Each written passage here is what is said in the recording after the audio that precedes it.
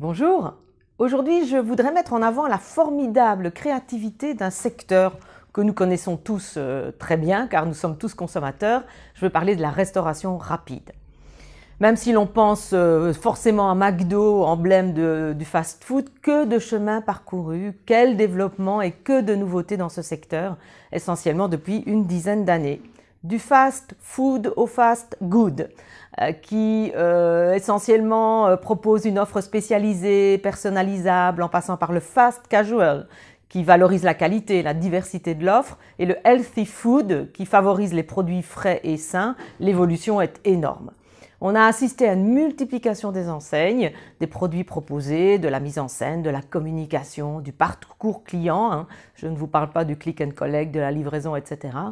Toutes les cuisines du monde sont adaptées, réinventées sous forme de concept. Les sushis, les bagels, les crêpes, les pokés, les hamburgers, bien sûr, on en a parlé, les hot dogs, etc. Je vous en parle d'autant plus volontiers que la franchise est la stratégie de développement très majoritairement utilisée par les nouveaux concepts.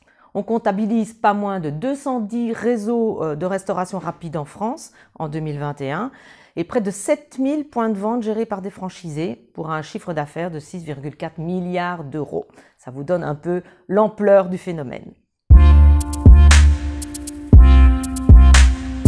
Alors, pour illustrer la nouveauté, je vous propose de faire un focus sur 3 nouvelles enseignes. J'appelle Berliner das Original.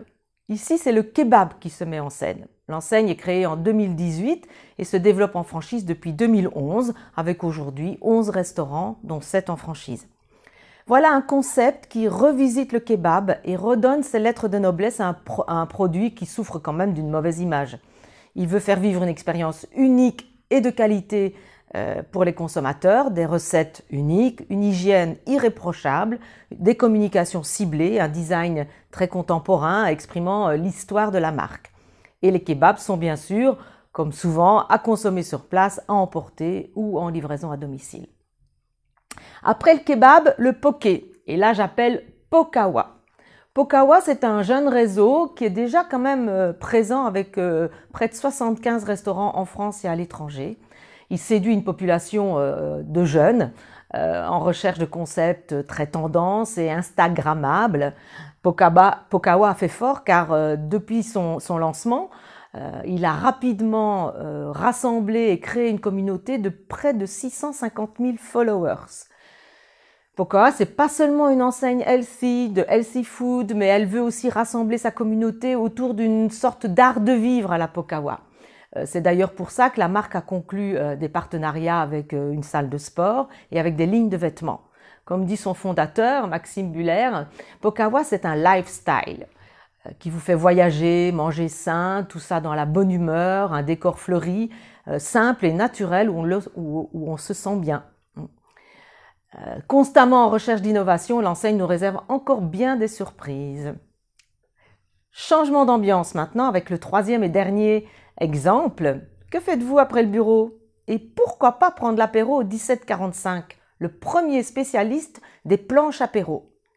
Fondé par 3 bons vivants amateurs de bonne chair et de bon vin, le concept propose le meilleur des terroirs français en fromage et en charcuterie.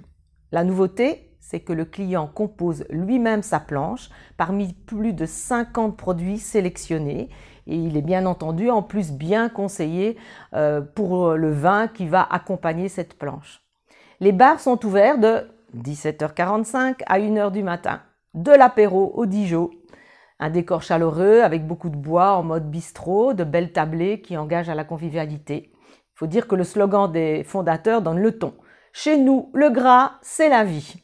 Tout un programme et un plan de développement sur les grandes villes françaises, en franchise bien évidemment.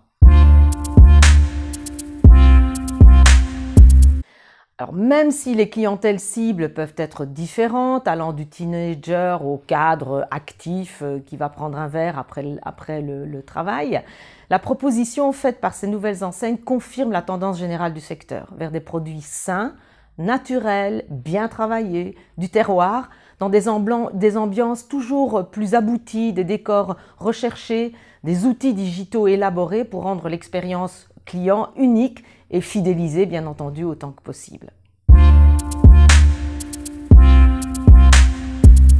La conclusion, bien, je dirais que la restauration rapide continue sa mutation en intégrant toujours plus les nouveaux codes de consommation, en segmentant son offre de produits, en se spécialisant pour offrir aux clients des produits de qualité, accessibles au plus grand nombre.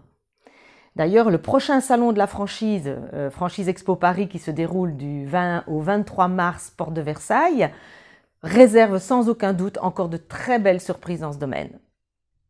Merci de m'avoir écouté et à bientôt pour un nouveau rendez-vous Expérience Franchise.